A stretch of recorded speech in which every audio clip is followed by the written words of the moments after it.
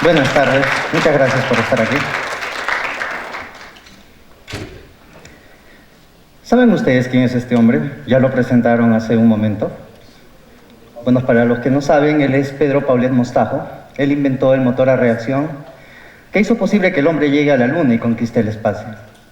Él inspiró a Goddard en Estados Unidos, a von Braun en Alemania, y Sikorsky en Rusia usa sus ideas para realizar el helicóptero. En 1902, Paulet ya presenta, un año antes de los hermanos Wright, un avión cohete, el cual ya tenía ala delta y motores a reacción, que se puede decir es el antecesor del transbordador espacial. Cuando yo descubrí la historia de Paulet, la primera idea fue no creer, porque siempre nos enseñan que nosotros no creamos cosas extraordinarias. Eso lo hacen en Europa, en Estados Unidos. Y de verdad, cuando alguien crea algo nuevo acá, le dicen, no, eso no es posible, no, acá no podemos hacer esas cosas. Y también vino la inspiración. Y dije, si Paulet, que es arequipeño como yo, creció en esta ciudad y pudo hacer algo extraordinario, yo también puedo hacer algo extraordinario. Y eso me llevó a meterme en el campo de la innovación. He publicado muchos artículos, he desarrollado muchas ideas. Y es justa y precisamente de una de esas ideas que quiero hablarles hoy día, que trata de construir hidroeléctricas a orillas del mar para solucionar muchos de los problemas del mundo. Y de verdad que el futuro no es muy promisorio, de verdad se presenta muy, pero muy terrible. Creo que hace años hablar de una guerra por el agua era absurdo. En España 1 litro de agua cuesta más que 1 litro de gasolina, ¿no? O sea, la escasez del agua se está convirtiendo ya en un real problema. En el Perú 10 millones de peruanos no tienen acceso al agua y Estados Unidos con toda su tecnología a veces tiene el 63% de sequía en todo su territorio, ¿no? Y la Cruz Roja da el terrible dato que un niño muere cada 10 segundos por falta de agua. Y en verdad hay suficiente agua para abastecer a todo el mundo. Casi 3/4 partes del planeta son agua. Pero el problema es que el 97% de esta agua es agua salada, está en el mar. 2% está en los polos y solo el 1% es agua dulce, que es la que nosotros disponemos y es realmente escasa. Si hay tanta agua, ¿por qué tanto problema? Es que desalinizar el agua es carísimo. Esta es una planta desalinizadora por ósmosis inversa que hay en Israel.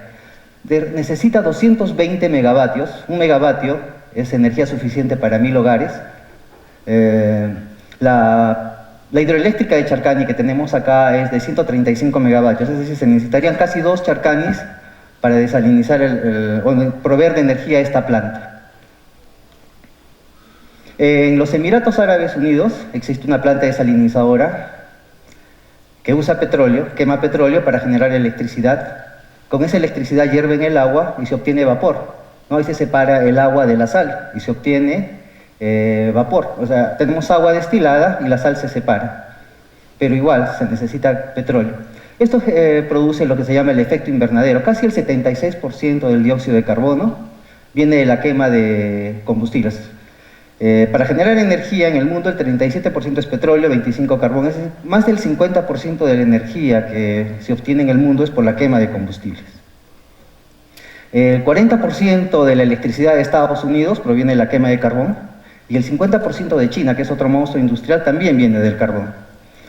De todas estas energías, la hidroeléctrica se presenta como una de las más limpias y más económicas. Para generar energía hidroeléctrica es simple, solo se requiere agua y gravedad. El agua que se represa baja por una tubería, mueve una turbina y ese simple movimiento se convierte en electricidad. Pero, como sabemos, no hay agua. Y crear una represa también es un problema, ¿no? En Sudamérica se han perdido, entre el año 2000 y 2010, 240.000 hectáreas. El Perú mide aproximadamente 1.200.000 kilómetros cuadrados. Casi una quinta parte del Perú es como que esté sumergido para hacer hidroeléctricas. Pero si requerimos solo agua y gravedad para generar energía eléctrica, ¿por qué no construirlas a orillas del mar? El mar es una represa natural y solo necesitaríamos gravedad. Es decir, podríamos derivar la ola que se dirige constantemente a la playa construimos la planta a 10-20 metros bajo la playa, el agua ingresa por gravedad y genera la energía. Con una gran ventaja, si hay sequía o no hay sequía, el mar siempre va a estar proveyendo de agua a esta planta, nunca se detendría. Cuando hay sequía, o donde haya en cualquier país, se detiene la producción de energía eléctrica. Eso no ocurriría si las construimos a orillas del mar. Pero esta planta también es una desalinizadora. Cuando el agua ingresa, antes de devolverla al mar, se deriva unas calderas. Con la misma electricidad que la planta ha generado, se hierve el agua del mar. ¿Y qué pasa cuando hervimos el agua? Obtenemos vapor y el agua se separa de la sal. Ese vapor lo podemos usar para volver a generar energía eléctrica, ¿no? Que es la termoeléctrica. Entonces, los gastos operativos por desalinizar el agua de mar serían bajos. Hemos visto que desalinizar el agua es carísimo, pero con este sistema los gastos operativos se reducen al mínimo. Y segundo, el vapor flota. Si haríamos por osmosis inversa, solo serviría para ciudades de la costa. Bombearla, por ejemplo, hasta Arequipa sería carísimo. Eso aumentaría aún más los gastos operativos. Pero el vapor flota. No habría necesidad de bombear ese vapor. Entonces ya existe una tecnología en Estados Unidos, en California, que es una geografía parecida a la de Arequipa, desierto y cordillera, y trasladan el vapor 160 kilómetros. Arequipa está a 100 kilómetros de la playa, de la costa. Es decir, podríamos traer el agua, condensarla y obtener 500.000 metros cúbicos diarios de agua. Es decir, Arequipa nunca más tendría problemas de agua, tanto para industria, comercio y sobre todo la población. Y en cierta manera estamos haciendo lo que hace la naturaleza, pero de una manera artificial. El sol calienta el agua del mar, se evapora sin la sal, viaja en forma de nubes, se enfría, llueve y ese es el agua que obtenemos. Pero en vez de que las nubes viajen sin ningún control, las canalizaríamos por tuberías y las llevaríamos donde nosotros quisiéramos. Y así resolveríamos el problema del agua. Ahora, si un proyecto es muy bueno, pero si es caro, no es viable. Es decir, si el gramo de oro está a $100, pero yo puedo producir oro artificialmente, pero me cuesta $1.000, no tendría sentido, no sería negocio. Construir la planta aproximadamente costaría $4.200 millones, pero facturaría $7.468 millones. Y obviamente la venta de agua, electricidad y sal darían un impuesto de casi $1.344 millones.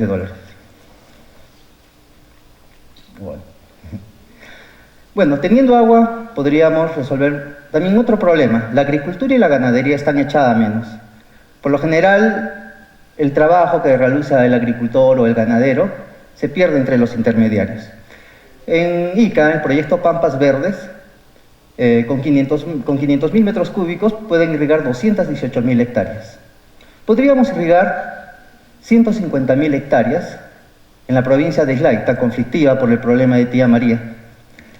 El proyecto Majes-Iguas va a generar 435.000 empleos con 38.500 hectáreas. 150.000 hectáreas generarían 1.740.000 empleos, que a la vez tendrían una necesidad de crear otra ciudad. En cierta manera detendríamos esa migración que viene a las ciudades. ¿Por qué viene la gente a las ciudades? Por trabajo. Acá habría trabajo suficiente para que la migración se detenga y la población sea más rural que urbana. También se plantearía que las 150.000 hectáreas se siembre exclusivamente maíz, porque del maíz, del líquido, del grano de maíz, se puede obtener etanol para hacer biocombustibles, que son menos contaminantes que el petróleo. Y de la masa del grano de maíz se puede obtener un plástico biodegradable. 1.200 toneladas es lo que producirían 150.000 hectáreas. La petroquímica de Braskem, que se va a desarrollar en Hilo o Matarani, también va a producir 1.200 toneladas, pero este plástico demora entre 100 y 1.000 años en descomponerse. En cambio, este plástico, o placa, como se le conoce, solo demora un año en biodegradarse. También con el tallo del maíz se podrían criar 150.000 vacas, una media de una vaca por hectárea. 150.000 vacas podrían producir 2 millones de balones de gas diarios. Ahora en la Argentina, Como ven, cuando van al ordeño se les extrae el gas directamente del vientre, y ese gas, al sacarle el ácido sulfídrico, el dióxido de carbono, se obtiene un metano 95% puro que puede hacer funcionar un automóvil, ¿no? Entonces, si los ganaderos vendiendo 150.000 vacas, vendiendo el litro a sol 20 ganan 985 millones de soles, vendiendo este gas a 20 soles ganarían 18.000 millones de soles, es decir, 17 veces más. Y sería rentable tanto para el ganadero como para el agricultor. Como para construir estas hidroeléctricas solo se necesita agua y gravedad, podríamos construir a lo largo del país, por ejemplo, 12 plantas que podrían irrigar costa y sierra. Y también podríamos hacer lo mismo en el norte de África, tan castigada por la sequía, ¿no? Por ejemplo, dice, más de 2/5 partes de los 800 millones de personas en África viven en zonas de estrés hídrico. Esta hidroeléctrica podría ayudar a solucionar ese problema. Miren, toda esta idea se resume a este simple y sencillo proyecto. Alguien dijo que si la solución no es simple, no es solución, y que las ideas más sencillas son a veces las mejores. Gracias.